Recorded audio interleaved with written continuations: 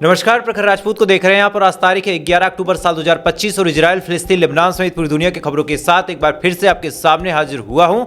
इस वीडियो में हम आपको बताएंगे गजा में सीज फायर को लेकर हमास ने एक ऐसी बात बोल दी है जिसके बाद अब बहुत ज़्यादा चांसेस हैं कि जंग फिर से एक्सेलरेट हो सकती है। और साथ इस वीडियो में हम आपको बताएंगे कि पाकिस्तान ने अफगानिस्तान की राजधानी काबुल पे बड़ा हमला किया है।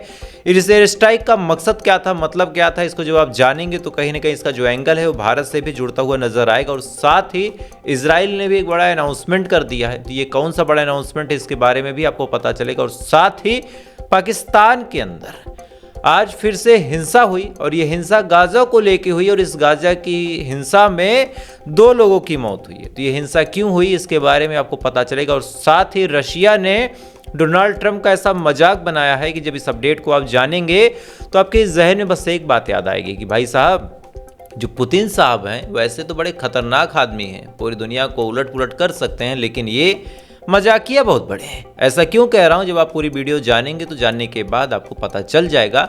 इस वजह से वीडियो को लास्ट तक जरूर देखिएगा, चूंकि आज की खबरें बहुत ज़्यादा अहम है, बहुत ज़्यादा इंपॉर्टेंट है। और साथ ही चैनल पर नए अगर आप हैं तो वीडियो को लाइक करके, चैनल को सब्सक्राइब करके अपना प्यार जरूर दे दीजिएगा। और इजराइल और फिलिस्तीन की इस जंग में आप किसके साथ खड़े हैं, इजराइल के साथ खड़े हैं या फिर फिलिस्तीन के साथ खड़े हैं, एक बार कमेंट करके जरूर बता दीजिएगा। और ये बात इस वजह से पूछता हूँ क्योंकि कई बार मैंने नोटिस किया कि जब ये सवाल पूछता हूँ तो भले ही 10-15 लोग ऐसे हैं जो इजराइल के हक की बात करते हो, लेकिन 100-150 ऐसे हैं जो फिलिस्तीन के हक की बात करते हैं। तो ये अंतर कितना बड़ा है ये जानने के लिए डेली ये सवाल पूछता हूँ, चूंकि डेली नई ऑडियंस टारगेट होती है तो अपने हिसाब से अपना मत रखती है। खैर, आज की खबरें बताना शुरू करूँ उससे पहले आप लोगों के लिए एक बुरी खबर है। बुरी खबर इस वजह से है चूंकि आज प्रखर राजपूत जो चैनल है उसको डुबोने की कोशिश की जा रही है, उसको खत्म करने की कोशिश की जा रही है और प्रखर राजपूत की आवाज को बंद करने की कोशिश की जा रही। और आज आप लोगों से साफ तौर पे कहता हूं कि अगर आप लोगों ने मेरा साथ नहीं दिया तो आज ये चैनल बंद भी हो सकता है। क्यों, वो आप जान लो।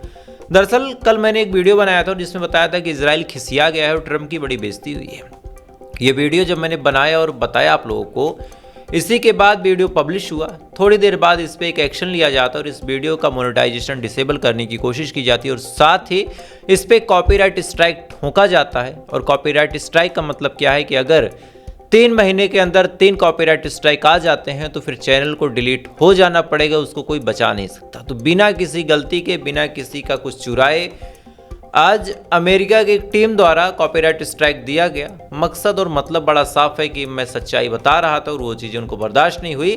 तो चूंकि अब सैया भय कोतवाल तो काहे का डर, तो यहूदियों का यूट्यूब है, तो ऐसे हाल में उनका जो मन था वो कर रहे हैं। लेकिन आप लोगों से बस एक ही गुजारिश है कि अगर आप चैनल को बचाना चाहें तो 2-4 पॉलिसीज़ हैं जिसके दम पे हम लड़ सकते हैं और उसके लिए आपको इस वीडियो को शेयर कर देना होगा ताकि ज़्यादा से ज़्यादा लोग जुड़ें।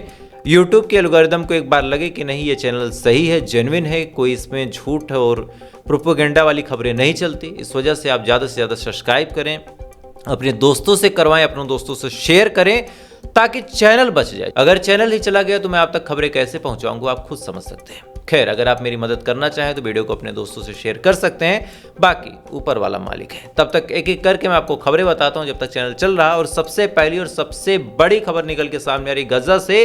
गजा के अंदर आज हमास ने एक बात बोली है और इसी बात के बाद बहुत ज़्यादा चांसेस हैं कि कहीं ना कहीं हमास सेकंड फेज की जो सीज फायर की बात होगी उसमें एक ऐसा रुख अपनाएगा जिससे जंग शुरू हो सकती है। दरअसल हमास से ये पूछा जा रहा है कि भाई साहब, पहले फेज में तो बंदूकों का आदान प्रदान था, लेकिन दूसरे फेज में ये बात साफ है कि हमास को हथियार छोड़ना पड़ेगा, तो क्या हमास हथियार छोड़ेगा? अब इसको लेके हमास का साफ तौर पे बयान निकल के सामने आया कि देखो, बातचीत हो सकती है, नेगोशिएशन हो सकता है, लेकिन कोई ये कहे कि हमास तुम हथियार छोड़ दो तो ये हमसे नहीं होगा। हम हथियार नहीं छोड़ने वाले और ना ही हम गजा को छोड़ के जाने वाले हैं। अब सबसे बड़ी बात यह कि जनवरी में भी 2-3 फेज का सीज फायर हुआ था। पहले फेज में बंदूकों का आदान प्रदान करना था, वो तो आराम से हो गया था, लेकिन सेकंड फेज में जब ये हुआ कि हमास ये करे वो करे तो हमास एग्री किया नहीं। उसके बाद फिर इजराइली हमले शुरू कर दिए थे। तो यहाँ पे भी 2-3 फेज का सीज फायर हुआ है। अब पहले फेज में ये है कि बंदूकों का आदान प्रदान होगा तो इजराइल और हमास इस पर एग्री है, लेकिन सेकंड फेज में बात फिर वहीं घुमा के पहुंच जा रही है कि क्या हमास हथियार छोड़ेगा या नहीं, और अगर नहीं छोड़ेगा तो क्या इजराइल हमला करेगा या नहीं। कहानी घूम फिरा के फिर से वहीं पहुंच जाएगी जहां पहले थी।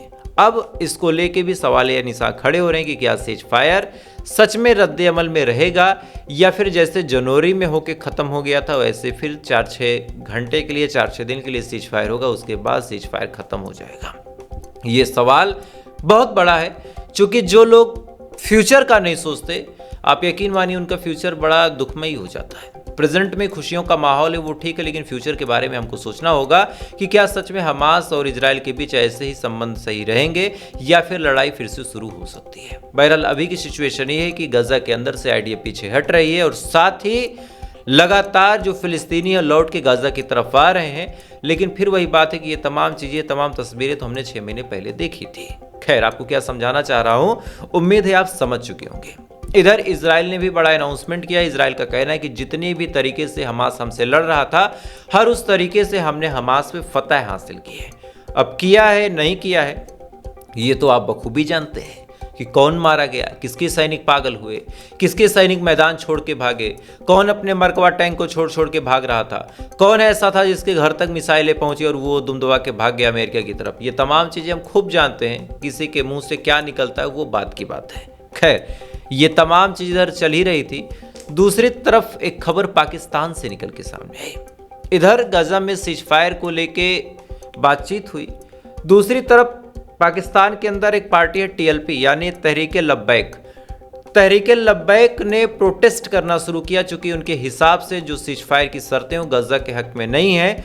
और तहरीके लब्बैक का मन था कि वो अमेरिका की एम्बेसी की तरफ जाएं और वहां पे भीषण प्रोटेस्ट करें।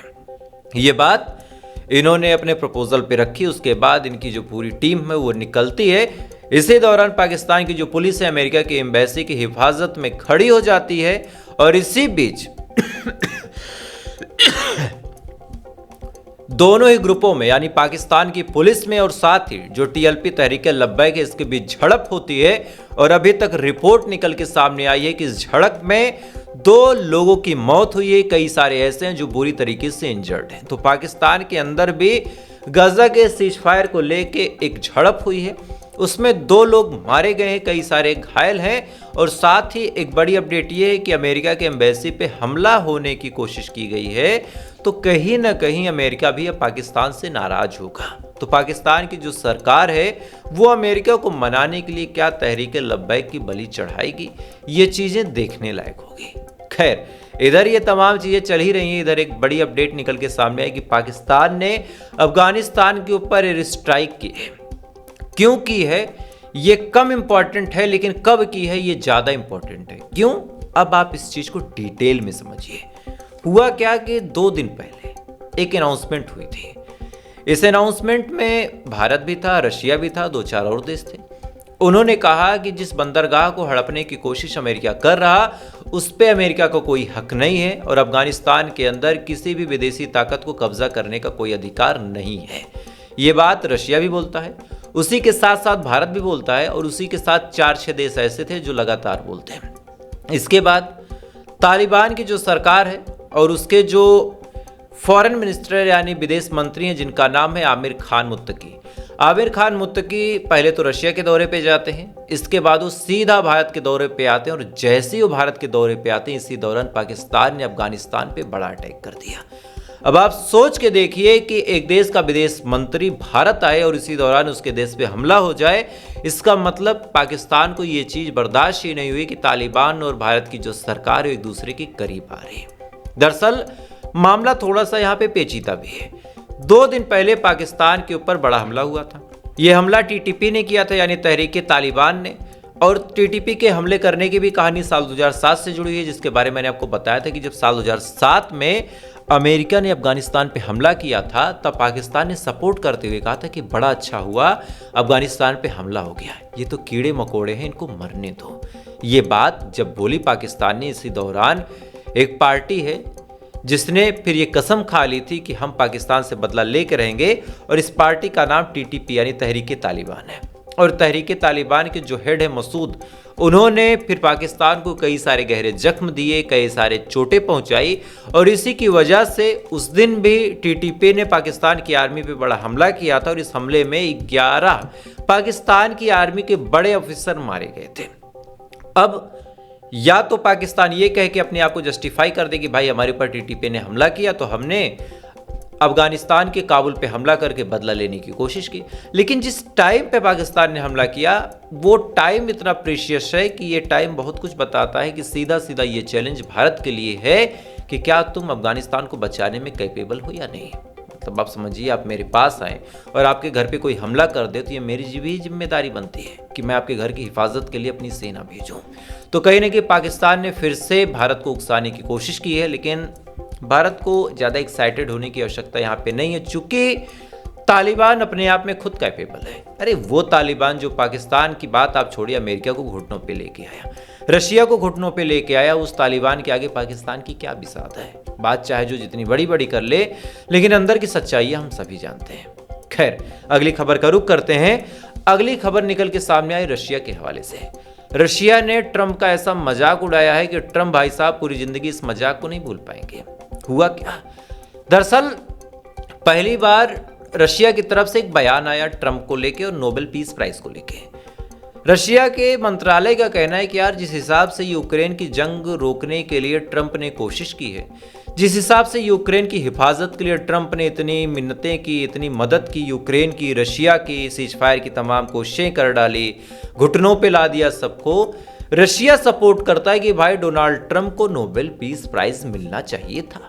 आप सोचिए कि जले पे कैसे नमक छिड़का रशिया ने कि अब वो मजा लेते हुए कह रहा है कि भाई साहब तुमने तो यार इतनी कोशिश कर दी, तुमको नोबेल पीस प्राइज क्यों नहीं मिला, हम तो सपोर्ट कर रहे हैं, तुमको मिलना चाहिए। अब ये बात जब रशिया ने बोली तो डोनाल्ड ट्रंप की जो हालात और हालत है वो ऐसे सांप की तरह है जिसने छछूंदर पकड़ लिया। अब वो ना निगलते बन रहा ना उगलते बन रहा। निगले कैसे, बदबू इतनी, उगले तो बेइज्जती हो जाएगी, भाई सांप ने शिकार पकड़ा लेकिन मजबूरी में छोड़ना पड़े। तो एक कहावत है ना कि भयजत जात छछूदर केरी, ना उगलत बनत ना निगलत बनत। तो ये हाल अब अमेरिका के राष्ट्रपति डोनाल्ड ट्रंप का है कि नोबेल पीस प्राइज के लिए इतने समझौते करवाने की कोशिश की, नोबेल पीस प्राइज मिला नहीं, समझौता भी अपने हिसाब से हुआ नहीं, तो बेइज्जती अलग से हो गई। इधर बेइज्जती चल ही रही थी कि अब आपको एक और अपडेट दे देता हूं। डोनाल्ड ट्रंप को उनके ही सांसदों ने एक पत्र लिखा है और साफ तौर पे कहा कि भाई ऐसा है, आपको जो करना था वो कर लिया आपने, लेकिन अब भारत से ताल्लुकात आप मजबूत करो और भारत के ऊपर जो सेंक्शंस और टैरिफ लगाए उसको खत्म करो, नहीं तो ज़्यादा नुकसान हमें ही, भारत को कोई नुकसान नहीं है, क्योंकि भारत तो झुकने वाला ही नहीं है और आप उस आदमी को कभी नहीं हरा सकते जो ये कसम खा ले कि मैं नहीं झुकूंगा। तो कहीं ना कहीं यहाँ पे सिचुएशन फिर से ट्रंप के खिलाफ जा रही और ट्रंप लगातार उसको हैंडल करने की, मैनेज करने की कोशिश कर रहा, लेकिन अब उसके ही सांसदों ने उसको पत्र लिख के कहा कि भाई भारत से ताल्लुकात सही करो। खैर, ये तमाम चीज़ें चल रही हैं, लेकिन आज आपको एक ऐसी खबर बताऊंगा जिससे आपके जहन में एक सवाल उठेगा कि सरकार क्या देख के काम करती है। मामला हरियाणा का है। हरियाणा में एक जगह लगती है हिसार, और इसी हिसार में एक गांव है मदन खेड़ी गांव। मदन हेड़ी गांव में एक फ़ोन आता है, फ़ोन रशिया से आता है। फ़ोन करने वाला आदमी बताता है कि आपके घर का जो सोनू है वो अब इस दुनिया में नहीं है। ये बात जब सोनू के माँ बाप सुनते हैं उनका कलेजा फट जाता है। उसके बाद ये मामला जब हाईलाइटेड होता है तब इसकी जो कहानी वो आप जानेंगे, तो जानने के बाद आप हैरान हो जाएंगे। बात साल 2024 की है। हरियाणा के हिसार के इसी मदन खेड़ी गाँव से दो लोग बाहर निकलते हैं, एक का नाम सोनू, एक का नाम अमन। बाहर निकलते हैं, रशिया की तरफ जाते हैं। वहाँ पे इनको विदेशी भाषा सीखनी थी, कुछ कोर्स करना था, कुछ पढ़ाइयाँ करनी थी। इसके बाद जब ये लोग जाते हैं, अचानक से इनके साथ क्या होता है क्या नहीं किसी के पास कोई जानकारी नहीं, लेकिन फिर ये रशिया की आर्मी ज्वाइन कर लेते हैं। रशिया की आर्मी ज्वाइन करते हैं। ज्वाइन करने के बाद फिर इनके हाथों में बंदूक पकड़ा के इनको यूक्रेन की तरफ भेज दिया जाता है। ये यूक्रेन की तरफ जाते हैं। इसी दौरान फिर 25 दिन पहले फ़ोन आया था सोनू का अपने माँ बाप के पास, और उन्होंने कहा था कि अब्बा मुझे बचा लो, पापा मुझे बचा लो, मैं मर जाऊंगा। ये बात जब सोनू के फादर सुनते हैं, सुनने के बाद उनका कलेजा फट जाता है। सोनू के जो फादर हैं अलग अलग जगहों पे मदद मांगने के लिए जाते हैं, लेकिन कोई उनकी मदद नहीं करता। और फाइनली 25 दिन बाद फ़ोन आता है कि सोनू यूक्रेन और रशिया की जंग में मारा जा चुका है। अब ताजु की बात आप सुनिए कि सोनू तो मारा गया, लेकिन जो अमन है उससे भी संपर्क टूट चुका है। अमन कहाँ है, किस दुनिया में है, जिंदा है या मर गया, इसके बारे में किसी के पास कोई जानकारी नहीं है। अब इस मामले में जब सरकार से पूछा गया तो सरकार ने चुप्पी साध ली, लेकिन आज बड़ा सवाल ये निकल के सामने आता है कि हमारे देश का एक नागरिक अगर कहीं दुनिया में जाके फंस जाता है, उसकी मौत हो जाती है, उसको जबरदस्ती सेना में भर्ती करवा दिया जाता है, तो क्या हमारी सरकार खामोशी से उसकी मौत का जनाजा यूं ही मजे के साथ देखती रहेगी? अगर सोनू ने सरकार से मदद की गुहार लगाई थी तो भारत और रशिया के ताल्लुकात तो बड़े अच्छे हैं। अगर सोनू को आर्मी में काम नहीं करना था तो क्या मोदी जी एक फोन करके पुतिन साहब से बातचीत करके अपने देश के एक नागरिक को आजाद नहीं करवा सकते? 2 दिन पहले मैंने आपको जब खबर बताई थी कि गुजरात का रहने वाला एक मुसलमान लड़का पकड़ा गया है, तब तो इस खबर को दबा दिया गया कि भाई मरने वाला मुसलमान है, मरने दो। यूक्रेन ने उसको पकड़ा है, रशिया की आर्मी में था वो, और कहां का है? भारत के गुजरात का है, तब तो इस खबर को दबा दिया गया। लेकिन आज हमारे देश का एक लड़का जिसका नाम सोनू है, 22-25 साल इसकी उम्र है, घर से कमाने खाने के लिए निकला था, लेकिन इसको मार दिया गया, सेना में जबरदस्ती ठूंस दिया गया। एक लड़का जिसका नाम अमन है वो गायब है। तो क्या सरकार की जिम्मेदारी, सरकार का दारोमदार नहीं बनता कि अपने देश के नागरिकों की हिफाजत करे? और अगर सरकार नहीं कर सकती तो एक सिंपल सा सवाल है कि वो गोदी मीडिया जो चीख चीख के कहती थी कि मोदी साहब ने वार रुकवा दी, पापा ने वार रुकवा दी, तो वार रुकवाई तो हमारे सैनिक कैसे मर रहे हैं? ये सवाल बहुत बड़ा है और इस सवाल को हर नागरिक को पूछना पड़ेगा, आपको भी पूछना पड़ेगा, क्योंकि आप भी इस देश के नागरिक हैं। आपका फर्ज बनता है कि आप सरकार से सवाल पूछें कि जब सोनू, अमन, अहमद ये सब रशिया की आर्मी में नहीं भर्ती होना चाहते तो क्या सरकार उनको सुरक्षित वापस लाएगी या फिर सस्ते तेल की वजह से अपने नागरिकों की बलि देती रहेगी? खैर, मुझे लगा इस वीडियो के माध्यम से आपको इस घटना के बारे में जरूर बताया जाए। बाकी थोड़ी देर बाद आपसे फिर मुलाकात होगी इजराइल, फिलिस्तीन, लेबनान समेत पूरी दुनिया की खबरों के साथ। तब तक आप अच्छे रहिए, खुश रहिए, अपना ख्याल रखिए, अपने देश का ख्याल रखिए। जय हिंद। ऊपर वाला आपकी